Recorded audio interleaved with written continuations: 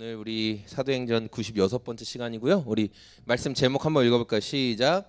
주님께 질문할 수 있으세요? 네, 여러분 오늘 말씀을 들으면 주님께 질문할 수 있냐라는 이 제목이 어떤 의미인지를 깨닫게 되실 겁니다. 우리 오늘 말씀이 이어지고 있는 이 내용은 바로 예루살렘에서 있었던 일이고, 이 말씀이 사도행전에 굉장히 길게 기록되어 있거든요. 누가가, 사도행전은 누가 썼다고 했죠? 누가가 썼다고 했죠, 그렇죠? 누가가 이 바울이 예루살렘 성에서 아시아에서 온 사람들한테 막 이렇게 막 두드려 맞고 또 군인들이 도와주러 오고 하는 그런 게 엄청 길게 써 있어서 우리가 생각할 때는 이게 되게 오래되고 오랜 시간 동안 진행된 일인가 그렇게 생각이 들 수 있는데, 그냥 하루에 일어났던 일이에요. 근데 그 하루에 일어났던 일을 굉장히 자세하게 기록을 했다는 거죠. 왜냐하면 이 일을 통해서 바울이 로마에까지 가서 이제 예수님을 전하는 그 시작이 되기 때문에 아주 누가가 자세하게 이제 기록해 놓은 거예요. 우리가 지난주에 말씀을 통해 들었던 것처럼 바울이 예루살렘 성에서 이제 에베소에서 온 것으로 추정되는 이 아시아에서 온 사람들에 의해서 굉장한 폭행을 당하고 죽임당한 위기에 처해 있었어요.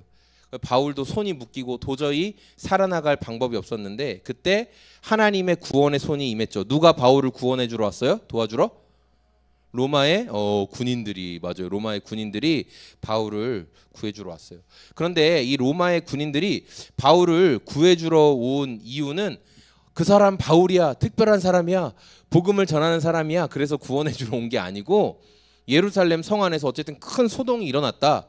그러니까 로마의 군인들은 그 소동을 잠재워야 될 그런 일을 해야 되는 사람들이거든요. 그래서 불이 나게 쫓아와서 봤더니 정말 한 사람이 엄청나게 맞고 있었어요. 죽을 위기에 처해 있어서 이 바울을 그 사람들 사이에서 일단 건져내고 도대체 왜 맞는지 이유를 들어봐야 되니까, 그리고 사람들의 소동을 진정시켜야 되기 때문에 바울을 이렇게 딱 빼낸 거예요. 그래서 이 층계 위에 올라갔는데 바울이 그때 이 군인들의 리더였던 천부장에게 이야기를 하죠. 로마 그리스 말로 하면서 제가 당신에게 좀 한 말씀 드려도 됩니까? 하니까 천부장이 깜짝 놀랐어요? 아니면 아무렇지 않게 생각했어요? 맞아요. 깜짝 놀라면서 아니 네가 그리스 말을 할 줄 아느냐? 이러면서 바울에 대해서 그냥 한 죄수 정도로 생각했는데 다시 바울을 보게 되었고, 기꺼이 그럼 말해라. 그래 네가 하고 싶은 말 있으면 한마디 해라. 이렇게 기회를 줬어요. 자, 말할 기회를 얻은 바울이 오늘 성경 1절에 보니까 히브리 말로 했다 이렇게 돼 있죠. 성경 말씀 2절에 보니까 그가 히브리 말로 말함을 보고, 그러니까 바울은 유대인들이 알아들을 수 있는 그 당시 쓰던 말 아람어라는 말로 이제 말을 하기 시작했던 거예요. 왜 이런 폭력 사태가 일어났으며 여러분이 나를 왜 이렇게 폭행하는지 내가 그 이유를 말할 테니까 한번 잘 들어보시오 하면서 이야기를 했던 거예요. 그러니까 바울이 아람어, 그 사람들이 알아들을 수 있는 말로 하니까 많은 여기 모여있던 많은 무리들이 갑자기 잠잠해지면서 야, 좀 조용히 좀 해봐, 뭐라고 말하는지 들어보자 하면서 조용해졌어요. 자, 바울은 3절부터 이야기하기 시작합니다. 자신의 출생에 대해서, 자신이 유대인 출신이다, 내가 율법을 얼마나 철저하게 지켰는지 설명을 하고 있어요. 바울은 베냐민 지파이기 때문에, 베냐민 지파는 사울 왕이 나온 지파거든요. 그러니까 왕족이에요. 어쨌든 왕족. 물론 다윗 왕가가 그 더 오래 지배했지만 처음 왕으로 세워진 건 사울이었기 때문에 사울은 왕족이었다. 이 바울은 왕족이었어요. 바울의 로마식 이름이 바울이고 그 유대인식 이름이 사울이에요. 예, 그렇게 생각하시면 돼요. 그냥 같은 사람이죠. 자, 우리 3절 하반부 말씀인데요. 한번 읽어보겠습니다. 시작. 그래서 나는 오늘날 여러분 모두가 그러하신 것과 같이 하나님께 열정적인 사람이었습니다.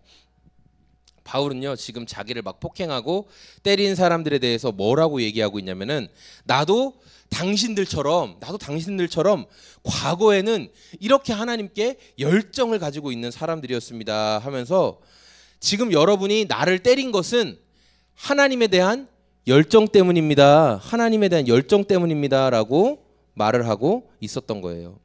그래서 4절 말씀에 보면 바울이 이 사람들을 향해서 내가 정말 여러분보다 얼마나 더 하나님께 열정적이었는지 한번 들어보세요 하면서 4절 말하고 있는데, 자 4절 한번 읽어보겠습니다.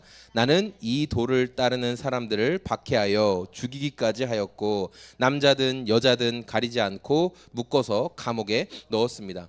바울은요 얼마나 하나님께 열심히 있었냐면은, 나는 예수가 전하는 도를 믿는 사람은 누구든지 가차없이 잡아들였다. 그게 뭐 어린아이든 나이가 많은 노인이든 청년이든 상관없이 물불을 가리지 않고 뛰어들어서 그들을 나는 싹 다 잡아들였다. 지금 여러분이 하는 것보다 나는 더 열심히 있었다. 그렇게 이야기를 하는 거예요.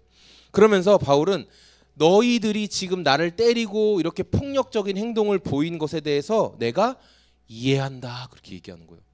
여러분, 우리는 누군가한테 이렇게 맞으면 도대체 이해가 안 되네? 나를 왜 때리는 거야? 막 이렇게 하면서 불과 불로 팡 맞부딪힐 텐데, 바울은 너희가 지금 나를 폭행하는 거 내가 이해해. 왜냐하면 나도 그랬던 사람이야. 아니, 나는 오히려 너희보다 더 하나님에 대한 그릇된 열심, 잘못된 열심을 갖고 있었거든. 과거에 나도 그랬어. 과거에 나도 그랬어. 그렇게 이야기했다는 거예요. 여러분, 예수님을 정말 나의 구원자와 주님으로 믿는 거듭난 성도들은 그래서 믿지 않는 사람들을 대할 때 나는 너희보다 뛰어나, 내가 이제 예수님 믿었기 때문에 너희보다 더 나아, 나는 너희보다 도덕적으로 윤리적으로 훨씬 뛰어나, 그런 우월의식을 가지고 대하지 않는다라는 거예요. 바울이 그랬던 것처럼 나도 그랬어. 나도 과거에 예수님 모를 때 얼마나 어리석은 행동을 하고 얼마나 사람들을 핍박하고 욕하고 그랬는지 몰라. 나도 그랬어. 겸손하게 고백할 수 있는 사람이 바로 거듭난 성도의 모습이다. 그것이 오늘 우리 말씀 가운데 살펴볼 수 있는 내용입니다. 이렇게 자신의 과거를 바울이 간증, 이게 이제 간증인 거잖아요. 내가 경험한 이야기, 간증을 하면서 내 삶이 그런데 과거에 너희들처럼 그렇게 예수 믿는 사람 때려 죽이고 하는 일에 앞장섰던 내가 왜 이렇게 달라졌을까? 내가 180도 변한 사건이 있는데 그 사건을 이야기해 주겠습니다 하면서 이야기하는 거예요. 그 6절에 나오는데 읽어보겠습니다. 시작. 가다가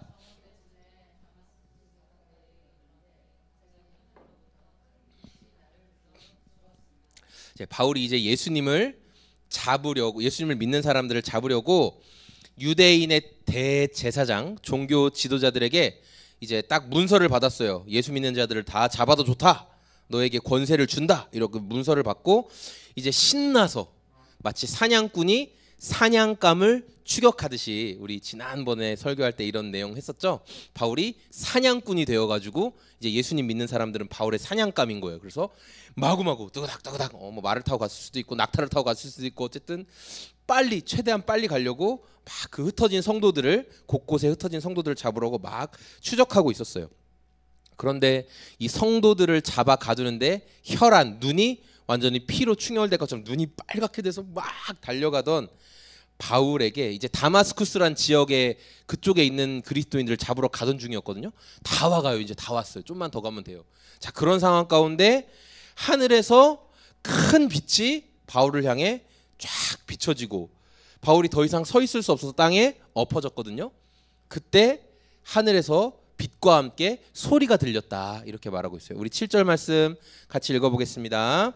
나는 땅바닥에 엎어졌는데 사울아 사울아 내가 어찌하여 나를 핍박하느냐 하는 소리가 들려왔습니다.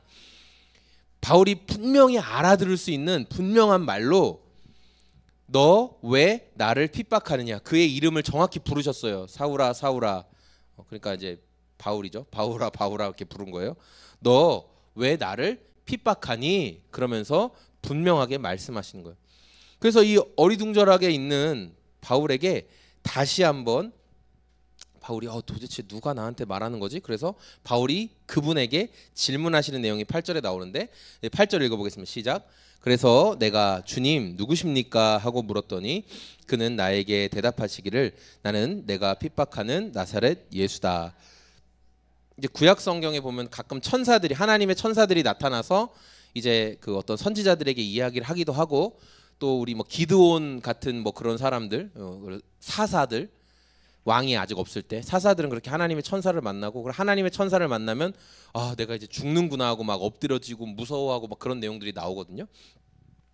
지금 바울도 똑같이 이 하늘로부터 강력한 광채가 비치고 말을 건다는 것은 이거는 사람은 아닐 것이다. 그러니까 그냥 오 주님, 오 어떤 초월자이신 어떤 분, 그냥 이렇게 이야기하는 거예요. 딱 정확하게 그분이 누구다 이렇게 말하는 게 아니라 아, 저분은 하나님의 천사가 나에게 사자가 임했나, 그래서 오 주님 그렇게 이야기를 한 거죠. 그래서 주님 누구십니까? 어떤 대천사장이십니까? 네. 아니면 과거에 우리의 그 하늘로 승천했던 뭐 엘리야 선지자십니까? 뭐 이런 식으로 딱 물어봤어요. 혹시 모세십니까? 이렇게 누구십니까? 이렇게 했는데 예수님이 뭐라고요? 정확하게 말씀하시죠. 나는 네가 핍박하는 나사렛 예수다. 정확하게 예수님께서 말씀하셨어요. 예수님을 믿는 사람들을 누구보다 악랄하게 핍박했던 사람이 바울이죠. 그런데 이런 악랄한 사람이라도 예수님 당신이 누구십니까? 라고 진지하게 여쭤보면 그런 사람에게도 대답해 주시는 분이 바로 예수님이시다. 인간적인 생각으로는 이런 바울 같은 사람에게, 예수님 믿는 사람들 죽이는데 앞장서고 잡아가는데 앞장섰던 사람에게 예수님께서 만나주시면 안 될 것 같아요. 그런 사람은 바로 그냥 벌 주시는 게 맞을 것 같지만, 그러나 주님은 그런 바울에게도 친히 대답해 주시고 심지어 어떻게 해야 될 것까지 알려주셨어요. 여러분, 우리가 이 바울의 모습을 보면서 아 어떻게 저런 바울 같은 인간이 예수님을 만나나 그렇게 생각하실 수도 있는데, 여러분 한번 생각해 보세요. 저와 여러분의 모습에도 이런 바울과 같은 모습이, 과거에 예수님 만나기 전에 바울과 같은 모습이 있었었다라는 것을 잊어서는 안 돼요. 우리도 누군가를 짓밟은 적이 있었고요. 나보다 약한 사람에게 더 강한 힘을 가지고 그를 괴롭히고 힘들게 만들고 억눌렀던 적이 우리도 분명히 있거든요. 누구도 거기에서 자유로울 수가 없어요. 그런 나에게도, 그런 저와 여러분에게도 예수님께서 찾아와 주시고 또 예수님이 믿어지는 은혜가 우리에게 있었기 때문에 우리도 바울처럼 이전과는 다른 삶을 살아갈 수 있게 된 것이에요. 이런 강력한 체험을 한 후에 바울이 이제 이전과는 다른 삶을 살게 되는데, 오늘 말씀의 핵심이 되는 부분이에요. 우리 10절 말씀인데요. 같이 한번 읽어보겠습니다. 그때 내가 주님 어떻게 하라 하십니까? 하고 물었더니 주님께서 내게 말씀하셨습니다. 일어나서 다마스쿠스로 가거라. 거기에는 내가 해야 할 모든 일을 누가 말해줄 것이다. 바울이 이제 예수님을 향해 뭐라고 얘기했어요? 주님 어떻게 할까요? 하고 질문하기 시작하죠. 여러분, 이게 아무것도 아닌 것 같지만 그냥 별것 아닌 것 같은 한 줄, 주님 제가 어떻게 해야 되겠습니까? 라는 이 한 줄의 고백이 있는 인생과 이 한 줄의 고백이 없는 인생은 완전히 다른 인생이에요. 완전히 다른 인생이에요. 그동안 바울은 누구에게 무엇을 물어볼 필요가 없는 사람이었어요. 바울의 출신, 가문, 그의 학벌, 또 그의 부모님 때부터 쌓아왔던 어떤 부와 명예로 인해 바울은 태어나면서부터 로마 시민이었거든요. 그러니까 바울은 부러울 게 없는 사람이에요. 그럼 부러울 거 없는 사람이 누구 밑에서 아쉬운 소리 할 필요도 없고요. 또 그는 자기가 가죽을 잘 다루는 능력이 있어서 원하면 돈도 얼마든지 벌 수 있는 그런 사람이었다라는 거예요. 그래서 그냥 내가 결정하면 돼요. 예수 믿는 놈들 내가 다 잡아 없애버려야지. 그래서 대제사장들한테 가서 나에게 권위를 주시오, 내가 잡아오겠습니다. 그러면 대제사장들도 인정할 만큼 바울은 누구에게 뭘 물어볼 필요가 없는 사람이에요. 그런 바울이 이제 어떻게 됐어요? 주님 제가 이제 어떻게 해야 됩니까? 그동안 자기가 가지고 있고 생각하고 누리고 있던 모든 게 아무것도 아니구나. 이제 나는 주님이 없으면 안 되는구나. 이제 내 위에 누가 계시구나. 내 위에 누가 있구나. 아, 내 인생 내가 사는 게 아니라 내 위에 내가 물어보고 눈치 보고 해야 될 어떤 분이 계시구나라는 이 고백이 있는 인생과 이 고백이 없는 인생은 완전히 다르다는 거예요, 여러분. 더 이상 내 삶의 주인이 내가 아니다. 바울은 이것을 깨달았어요. 나를 찾아오신 예수님, 이 밝은 빛 가운데 나에게 사울아 사울아 정확하게 내 이름을 부르시면서 나를 찾아오신 예수님. 예수님이 착각해서 원래는 빌립 집사를 부르러 갔다가 바울이 보이네? 야 바울아 이렇게 부른 게 아니라는 거예요. 정확히 그 시간에 그 정오에 나를 찾아오셔서 말씀하신 예수님, 이제 예수님이 내 인생의 주인입니다. 바울이 그렇게 고백을 하는 거예요.